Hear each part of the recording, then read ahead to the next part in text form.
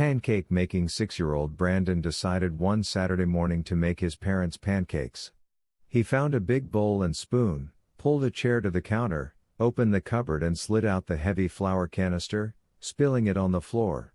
He scooped some of the flour into a bowl with his hands, mixed in most of a cup of milk and added some sugar, leaving a trail of flour on the floor, which by now had a few tracks left by his kitten. Soon Brandon was covered with flour and getting very frustrated. All he had wanted to do was something good for Mom and Dad, but instead, everything was going very badly. Brandon didn't know what to do next, whether to put his mix into the oven or on top of the stove ring, and he didn't know how the stove worked.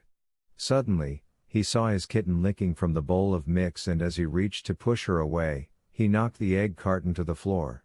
Frantically, as he tried to clean up his monumental mess, he slipped on the eggs, getting his pajamas wet, white and sticky.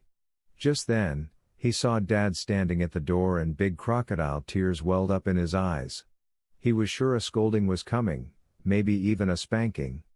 But his father quietly looked around and then, walking through the mess, picked up his crying son, hugged him and kissed him.